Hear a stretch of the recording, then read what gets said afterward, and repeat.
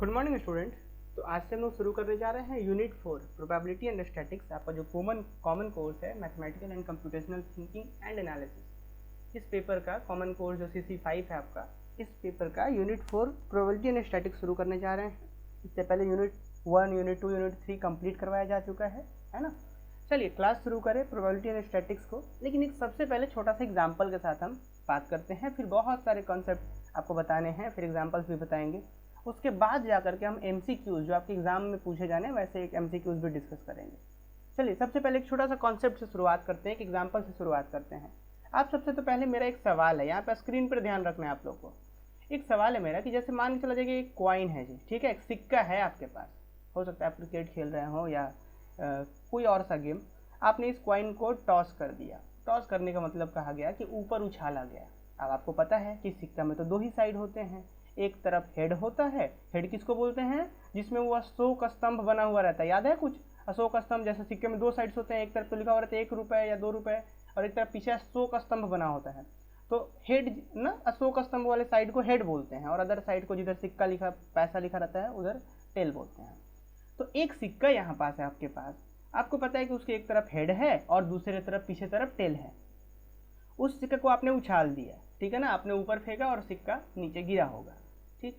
अब आपसे अगर हम ये पूछ दें कि भाई बताइए कि हेड के आने का कितना चांस था और टेल के आने का कितना चांस था। अब आप कहेंगे कि सर हेड के तरफ भी तो सेम वही आइडेंटिकल कंडीशन था। आइडेंटिकल कंडीशन का मतलब कि हेड के तरफ भी सिक्का उतना ही मोटा था, टेल के तरफ भी सिक्का उतना ही मोटा था, है ना। तो हेड भी उतना ही चांस है हेड के आने का जितना चांस है टेल के आने का। तो ये जो मैं वर्ड यूज कर रहा हूँ ना, ये वाला, ये वर्ड ये जो है यहाँ पे चांस, इसी चांस को हम लोग कहते हैं प्रोबेबिलिटी। क्या कहते हैं इसको हम लोग? प्रोबेबिलिटी कहते हैं। फिर से ध्यान से सुनिएगा, एकदम जीरो लेवल से शुरू करेंगे। आपने 9, 10, 11, 12 में प्रोबेबिलिटी क्या पढ़ा है उसको हम बिल्कुल साइड करते हुए एकदम जीरो से शुरू करेंगे प्रोबेबिलिटी को। तो ध्यान से सुनिएगा, आपके पास एक कॉइन था, आपने उस कॉइन को टॉस करा दिया जी।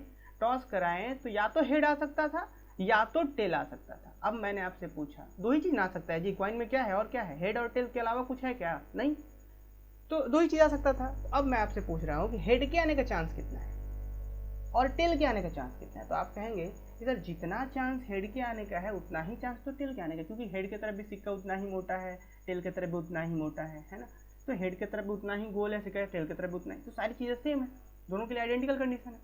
तो यही जो चांस बताना होता है ना कि भाई 50% चांस है हेड के आने का, 50% चांस है टेल के आने का, ये जो चांस वर्ड हो गया ना, जो परसेंट हो गया ना, इसी को बोलते हैं प्रोबेबिलिटी, ठीक है ना। चलिए एक दूसरा एग्जांपल लेते हैं तो ज़्यादा बेहतर आप समझ पाएंगे। देखिए जैसे कि एग्जांपल हम यहाँ पे लेते हैं, जैसे मान के चला कि हम प्रिडिक्शन करना चाह रहे हैं कि भाई आज बारिश होगा या नहीं होगा। दो ही चीज़ हो सकता है कि या तो आज बारिश हो या तो नहीं हो। तो इस चीज़ का भी प्रिडिक्शन प्रोबेबिलिटी के अंतर्गत ही आता है। जैसे मान लीजिए चला जाए कि बोला जाए कि भाई 40% चांस है कि बारिश होगा और 60% चांस है कि बारिश नहीं होगा। तो ये जो चांस है ना, इसी चांस को हम लोग बोलते हैं प्रोबेबिलिटी।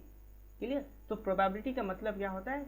मतलब आप ये बता पाएँ, ये प्रिडिक्ट कर पाएँ कि हाँ भाई इतना संभावना है, इतना चांस है, इतना संभावना है कि हाँ ये हो सकता है। जैसे मान के चला जाए कि चलिए, जैसे मान के चला जाए कि आपके पास एक लूडो का गोटी है, ठीक है जी। ऐसे ही लूडो का गोटी, आप सबने लूडो खेला होगा, है ना। आजकल तो मोबाइल में भी लूडो आ गया है। तो लूडो का गोटी क्या होता है? ऊपर 1 होता है, उसके पीछे 6 नंबर्स होते हैं, फिर 5, 4, 3, 2, 1, टोटल 1, 2, 3, 4, 5, 6, इसी में 6 होते हैं टोटल। 6 इसी में से कोई ना कोई आता है आपका टॉप फेस पर, सबसे ऊपर में। आप सबको पता है लूडो जब हम लोग खेलते थे, याद आ रहा है कुछ कि जब गोटी को निकालना होता था तो मुझे 6 चाहिए होता था, याद आ रहा है कुछ कि 6 चाहिए होता था, है ना। तो अब अगर हम आपसे पूछे कि लूडो का गोटी को आपने थ्रो कर दिया, मतलब फेंका सामने, है ना। लूडो के गोटी को डाई को, इस लूडो के गोटी को डाई बोलते हैं, है ना।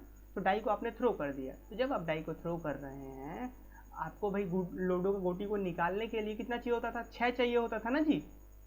अब हम आपसे पूछे, चलिए बताइए 6 के आने का चांस कितना है कि भाई आपने लूडो का जो गोटी फेंका है, जो थ्रो करा है, थ्रो करने से पहले मैंने पूछ दिया आपसे, चलिए बताइए कि इसका कितना चांस है कि वो 6 ही आएगा। मैंने पूछा कि चांस कितना है 6 के आने का, समझे बात, कि चांस कितना है 6 के आने का। तो ये बात हो रहा है। तो यही जो चांस, मैंने जो वर्ड पूछा है, आप इसका आंसर शायद अभी नहीं दे पा रहे हो कि भाई चांस कितना है 6 के आने का। चांस का मतलब प्रोबेबिलिटी, कि प्रोबेबिलिटी कितना है 6 के आने का, समझे बात।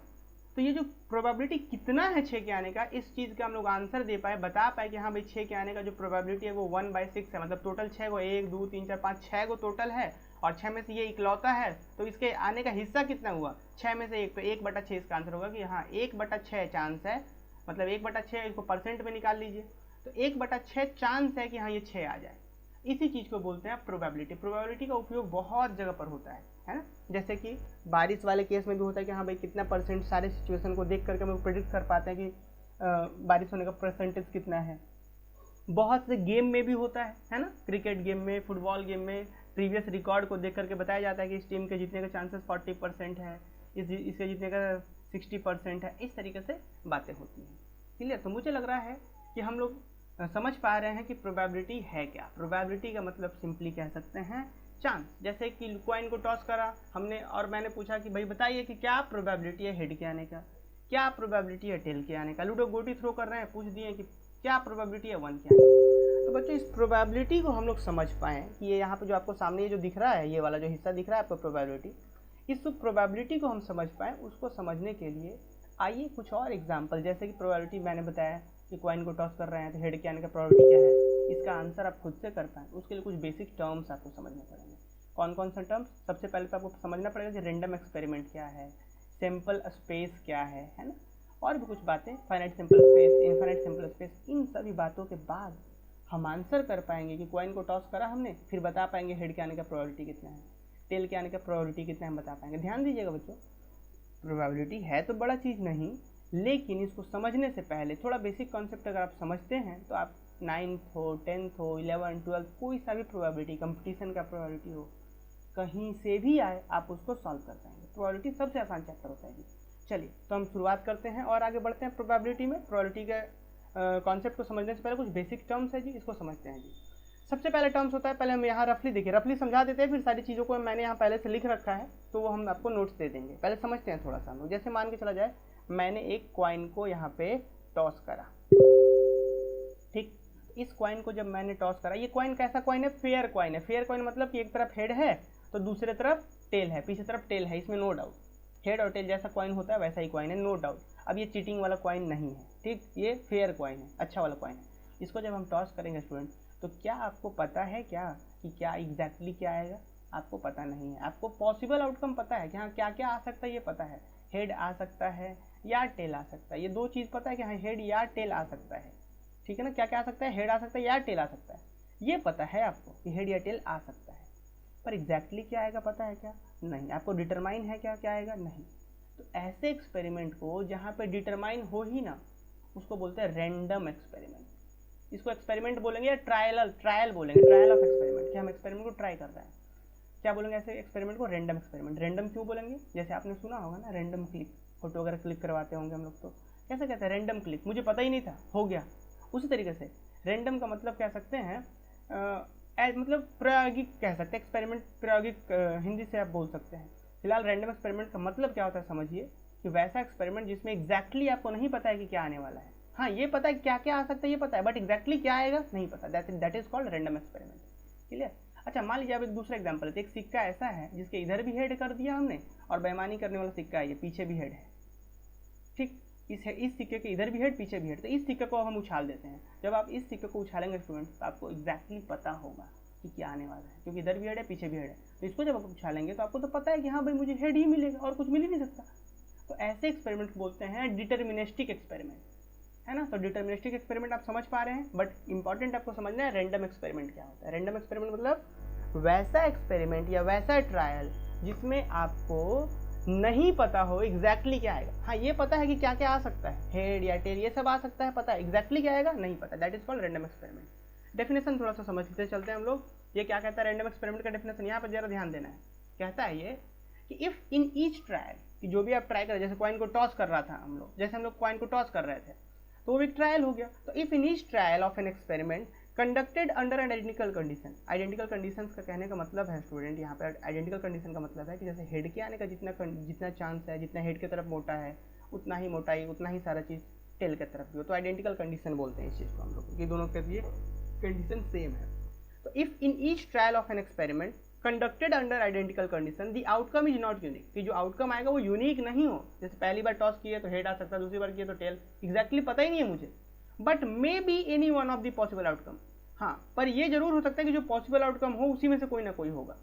अच्छा, then such an experiment is called random experiment. Example समझिएगा, टॉसिंग अ कॉइन, की कॉइन को टॉस करना एक रैंडम एक्सपेरिमेंट है जी। थ्रोइंग अ डाई, डाई मतलब समझ रहे हैं, डाई का मतलब होता है लूडो का गोटी, ठीक है ना, क्या होता है डाई का मतलब लूडो का गोटी होता है, ठीक है। तो ये हो गया अपना रैंडम एक्सपेरिमेंट, ये भी है। अब थोड़ा सा आइए आगे बढ़ते हैं, थोड़ा कुछ नोट यहाँ पे लिखा हुआ है कि plural of die is dice. जैसे अगर हम आपसे बात कर दें कि जैसे मान के चला जाए कि आपके पास यहाँ पे एक लूडो की गोटी है, तो इंग्लिश में बोलेंगे इसको डाई, क्या बोलेंगे, डाई, ये स्पेलिंग रहेगा DIE, डाई, ठीक। अब यही चीज़ स्टूडेंट एक से अधिक रहे, जैसे मान लीजिए कि यहाँ पे लूडो गोटी एक नहीं दो थ्रो कर रहे हैं हम लोग, इस तरीके से दो है, एक से अधिक है, तो इसको बोलेंगे डाइस। दो या दो से और भी अधिक, तीन हो सकता है, चार हो सकता है, तो इसको बोलते हैं डाइस। वही लिखा हुआ है, plural of die is dice. तो डाई और डाइस में कंफ्यूज नहीं होना है, आगे चल करके ये मिलेगा आपको जब थ्योरी आगे बढ़ाएंगे। तो अब आगे पढ़ते हैं, देखिए यहाँ पे लिखा हुआ है, क्या लिखा हुआ है यहाँ पे, each performance of random experiment is called trial. क्या बोला मैंने, जैसे हम एक रैंडम एक्सपेरिमेंट परफॉर्म करा रहे हैं, मतलब कॉइन को टॉस कर रहे हैं, तो उसको हम लोग ट्रायल बोलेंगे। डाइस को थ्रो कर रहे हैं तो उसको ट्रायल बोलेंगे। नंबर 3 नोट कर दीजिए, the result of random experiment is called outcome. जैसे भाई रैंडम एक्सपेरिमेंट, जैसे मान लीजिए कि हमने कॉइन को टॉस करा दिया, तो क्या क्या रिजल्ट आ सकता है, हेड, तो हेड एक आउटकम है। क्या रिजल्ट आ सकता है, टेल, तो टेल भी एक आउटकम। जैसे यहाँ पे कॉइन को अगर हम टॉस करा दें तो हेड एक आउटकम हो गया, टेल एक आउटकम हो गया, क्योंकि यही ना आ सकता है, तो इसको हम बोलते हैं आउटकम्स। क्लियर, जो रैंडम एक्सपेरिमेंट का रिजल्ट होता है उसे हम आउटकम्स बोलते हैं। ये भी रिजल्ट हो सकता है, ये भी, तो ये सब आउटकम्स है। नेक्स्ट अब हम बढ़ जाते हैं आगे, अब बात करते हैं सैंपल पॉइंट और सैंपल स्पेस के बारे में, थोड़ा सा समझते हैं हम लोग यहाँ पे पहले। जैसे मान के चला जाए बच्चों, हम एक कॉइन को टॉस करा दिए, जैसे हम एक कॉइन है अपने पास, हम इसको कर दिए टॉस, तो क्या आ सकता है, आउटकम क्या हो सकता है, हेड हो सकता है, मतलब हेड आ सकता है, या क्या आ सकता है, टेल आ सकता है। तो जो आ सकता है, ध्यान से सुनिएगा, जो आ सकता है, जो आउटकम है, उस आउटकम्स को बोलते हैं सैंपल पॉइंट। क्या बोलते हैं हम लोग, सैंपल पॉइंट बोलते हैं। क्या बोलते हैं उसको हम लोग, सैंपल पॉइंट। तो भाई हेड आ सकता है, हेड को सैंपल पॉइंट बोलेंगे। टेल भी आ सकता है, क्या, टेल भी एक सैंपल पॉइंट है। तो जब हम लोग कोई कॉइन को टॉस करते हैं, उस केस में जो रैंडम एक्सपेरिमेंट जो हम लोग कर रहे हैं, रैंडम एक्सपेरिमेंट जो सैंपल पॉइंट होगा, सैंपल पॉइंट क्या होगा, हेड और टेल। ये भी सैंपल पॉइंट है, ये भी सैंपल पॉइंट है। कुल कितने सैंपल पॉइंट हुए यहाँ पे, तो कुल सैंपल पॉइंट 2 गो है। तो इसको बोलते हैं, जो आ सकता है उसको हम बोलते हैं सैंपल पॉइंट, जो आउटकम हो सकता है उसको बोलते हैं सैंपल पॉइंट। और सारे सैंपल पॉइंट को एक कलेक्शन में रख दे, जैसे यहाँ पे आउटकम एगो है हेड, दूसरा कौन है, टेल, इसको अगर एक ही कलेक्शन में रख दे, सेट बना दे, इस सेट को बोलेंगे सैंपल स्पेस, जिसको हम जनरली इससे दिखाते हैं। अब मैंने प्रीवियस के यूनिट में सेट थ्योरी पढ़ा रखा है, तो इसलिए हम सेट का नाम ले सकते हैं, सेट के बारे में बोल सकते हैं। सेट का मतलब कलेक्शन। तो यहाँ पे क्या किया गया, देखिए जरा ध्यान से सुनिएगा, सैंपल स्पेस और सैंपल पॉइंट में डिफरेंस जरा समझना है। सैंपल स्पेस एग्जाम में आ सकता है कि अगर रैंडम एक्सपेरिमेंट देगा, कॉइन को टॉस कराया जा रहा है, आप 4 ऑप्शन देगा, बोलोगे सैंपल स्पेस कौन कौन है इसमें, सैंपल स्पेस कौन है ये बताइए। तो आपको चुन लेना है कि टोटल पॉसिबल आउटकम क्या क्या हो सकता है जी, या तो हेड आ सकता है या तो टेल, तो दोनों करेक्शन ले लिया गया, हेड कॉमा टेल, इसी को बोलते हैं सैंपल स्पेस। अब अपने आप में अकेला हेड सैंपल पॉइंट, अकेला टेल सैंपल पॉइंट, इसी को यहाँ पे डेफिनेशन के रूप में समझाया गया है। जरा देखिए सैंपल पॉइंट क्या होता है, यहाँ पे जरा ध्यान दीजिए, ये वाला, ये देखिए जरा ध्यान दीजिए, the outcome of random experiment is called sample point. समझ पा रहे हैं, जो आउटकम्स हो सकता है उसे सैंपल पॉइंट कहते हैं। और सैंपल स्पेस क्या होता है, the set of all possible outcome, कि जितने भी पॉसिबल आउटकम है उसका सेट को हम क्या बोलते हैं, of a random experiment is called sample space. कि रैंडम एक्सपेरिमेंट का जितना भी पॉसिबल आउटकम हो सकता है उसके कलेक्शन को बोलते हैं हम लोग सैंपल स्पेस, ठीक है। Sample space is generally denoted by capital S. Example देखिए, टॉसिंग अ कॉइन, तो सैंपल स्पेस क्या होगा, हेड आ सकता है या टेल आ सकता है, इसको बोलते हैं हम लोग एस, सैंपल स्पेस, ठीक है। ध्यान रखना है बच्चों, अभी हम प्रोबेबिलिटी के डेफिनेशन पे बात करेंगे, थोड़ा धीरज रखना है आपको, ठीक। चलिए नेक्स्ट आ जाते हैं और आगे। अब कुछ होता है फाइनाइट सैंपल स्पेस और इनफाइनाइट सैंपल स्पेस। अब थोड़ा सा इसको हम लोग समझ लेते हैं, ठीक है ना जी।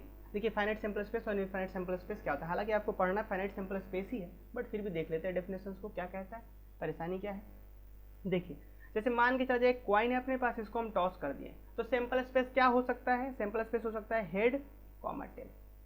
सैंपल स्पेस का मतलब होता है कि कॉइन को टॉस करा आपने, जो रैंडम एक्सपेरिमेंट करा, क्या क्या आ सकता है, हेड आ सकता है, टेल आ सकता है, उसका कलेक्शन बना दिया हम, इसी को बोलेंगे सैंपल स्पेस, तो this sample space is called finite sample space. Finite क्यों जी? क्योंकि भाई इसमें नंबर ऑफ एलिमेंट कितना है, 2 गो है, आप उसको गिन सकते हैं सीधा सीधा, तो this is called finite sample space. एक आपके पास, चलो दूसरा एग्जांपल लेते हैं कि एक डाइस है आपके पास, ठीक, इस डाइस को आपने क्या कर दिया, थ्रो कर दिया, तो क्या क्या आ सकता है, 1 आ सकता है, 2 आ सकता है, 3 आ सकता है, 4 आ सकता है, 5 आ सकता है, 6 आ सकता है, इसी 6 में से कोई ना कोई आ सकता है, तो सैम्पल स्पेस यहाँ पे ये बन गया, टोटल पॉसिबल आउटकम कलेक्शन ये हो गया, तो this is called this is also finite sample space. ये भी तो फाइनाइट ही है क्योंकि इसमें भी 6 गो एलिमेंट है। आप बोलेंगे कि सर इनफाइनाइट सैम्पल स्पेस कौन होगा जी, तो इनफाइनाइट का चलिए क्योंकि एग्जाम्पल ले लेते हैं आपसे, इनफाइनाइट का एक एग्जाम्पल लेके चलिए दिखाते हैं हम आपको। देखिए एक एक्सपेरिमेंट हमने ये कर लिया कि वर्ल्ड में जितना भी पॉपुलेशन है, वर्ल्ड में जितने भी व्यक्ति हैं, जितने भी लोग हैं, उनका हम वेट नापने लगे, वजन नापने लगे। रैंडम एक्सपेरिमेंट जैसे यहाँ तक अभी तक रैंडम एक्सपेरिमेंट क्या था पहला में कि कॉइन को टॉस कर रहे थे, ये एक्सपेरिमेंट था। यहाँ पे दूसरा क्या था, डाइस को थ्रो कर रहे थे, लूडो गोटी को फेंक रहे थे, वो रैंडम एक्सपेरिमेंट था। यहाँ रैंडम एक्सपेरिमेंट क्या है कि वर्ल्ड के जितने भी आदमी हैं, जितने भी व्यक्ति हैं, मेल फीमेल बच्चे जो भी हैं, सारे के सारे सभी लोग का हम वजन नापने लग रहे हैं जी, वजन। तो अब जब आप वजन नापने लगेंगे तो हो सकता है कि जो सबसे छोटा बच्चा हो उसका वजन 1 kg हो सकता है, उससे बड़ा, और जो सबसे बड़ा सबसे वेट वाला आदमी हो उसका वजन हो सकता है कि 200 kg हो, पूरे इस दुनिया में मैक्सिमम 200 kg। तो अब यहाँ पे जो सैंपल स्पेस बनेगा ना, वो 1 kg भी किसी बच्चे का वजन हो सकता है, और क्या हो सकता है, हो सकता है कि 1.01 हो सकता है, हो सकता है किसी बच्चे का 1.001 हो सकता है, हो सकता है किसी बच्चे का 1.0001 हो सकता है, हो सकता है किसी का 1.2 हो, 1.3 हो। तो भाई बताइए कि ये जो सैंपल स्पेस यहाँ पे जो बने, जैसे यहाँ पे क्या क्या आ सकता था, हेड और टेल आ सकता था, इधर कॉइन के टॉस में, डाइस के थ्रो में इतना सब आ सकता था। जब यहाँ पे जो हमने एक्सपेरिमेंट करा है, ऐसे एक्सपेरिमेंट में तो कुछ भी ना आ सकता है, कि हो सकता है कि सबसे छोटा 1 kg से लेकर के 200 kg के बीच में कुछ भी आ सकता है। तो ऐसे एक्सपेरिमेंट में आप काउंट ही नहीं कर सकते कितना आएगा, इनफाइनाइट आएगा इसमें, तो ऐसे को बोलते हैं इनफाइनाइट सैंपल स्पेस। क्लियर? आइए एग्जांपल यहाँ पे डेफिनेशन दोनों का देखा जाए, बट आपको ध्यान रखना है फाइनाइट सैंपल स्पेस, इनफाइनाइट जो है आउट ऑफ सिलेबस है, ये मैथ्स वालों को पढ़ना होता है ना। तो फिलहाल आप समझिए फाइनाइट सैंपल स्पेस क्या होता है। Sample space is said to be finite if it contain finite number of sample point, कि वैसा सैंपल स्पेस जिसके अंदर finite number of sample point, अंदर में तो सैंपल पॉइंट ही ना होता है, ये आ सकता है, ये आ सकता है, तो अपने आप में सैंपल पॉइंट ही है सब, तो यही चीज़ है। तो जरा ध्यान देना यहाँ पे आप लोग को, तो ये होगा फाइनाइट वाला। इनफाइनाइट वाला क्या, कि जिसके अंदर इनफाइनाइट पॉइंट कंटेन करता है, ठीक है। एक एग्जाम्पल्स भी यहाँ पे दिया गया है। चलिए, तो इस तरीके से स्टूडेंट आज के क्लास में, आज बड़ा छोटा सा क्लास था, आज के क्लास में हमने क्या समझा, हमने समझा कि रैंडम एक्सपेरिमेंट क्या होता है, फिर हमने समझा सैंपल स्पेस और सैंपल पॉइंट, बस और कुछ नहीं, हमने बस 3 चीज़ें समझी है। क्या क्या समझा है हमने आज के क्लासेस में? सिर्फ ये समझा कि रैंडम एक्सपेरिमेंट क्या है, पहला टॉपिक। नंबर 2 हमने ये समझा, फर्स्ट टॉपिक हमने रैंडम एक्सपेरिमेंट समझा, सबसे सेकंड में सैंपल पॉइंट, और नंबर 3 सैंपल स्पेस। बस इतना ध्यान रखना है आपको, सैंपल स्पेस, बस ये 3 चीज़ें आज के क्लासेस में हमने सीखी है। नेक्स्ट क्लासेस में हम बता पाएंगे आपको कि प्रोबेबिलिटी फाइंड आउट कैसे करते हैं, प्रोबेबिलिटी को किस किस तरीके से डिफाइन किया गया है ना। तो मुझे उम्मीद है कि आपको एक बेसिक सा आइडिया लगा होगा कि रैंडम एक्सपेरिमेंट क्या है, सैंपल पॉइंट क्या है, सैंपल स्पेस क्या है। नेक्स्ट क्लासेस में बच्चों हम इस टॉपिक को आगे बढ़ाते हैं और फिर बात कर पाएंगे, जैसे कॉइन को टॉस कर रहे हैं तो हेड के आने का प्रोबेबिलिटी कितना है, probability of getting this event head क्या होगा। सब बच्चों को पहले से पता होगा कुछ कुछ बातें, 9th में हमने पढ़ा है, बट फिर भी हम लोग बहुत बेसिक से चलेंगे। तो मुझे उम्मीद है कि सभी लोग समझ पा रहे होंगे रैंडम एक्सपेरिमेंट क्या है, सैंपल पॉइंट क्या है, सैंपल स्पेस क्या है। मिलते हैं बच्चों अगले क्लासेस में, तब तक के लिए आप लोग रिवीजन करते रहिए, है ना। चलिए मिलते हैं अगले क्लासेस में।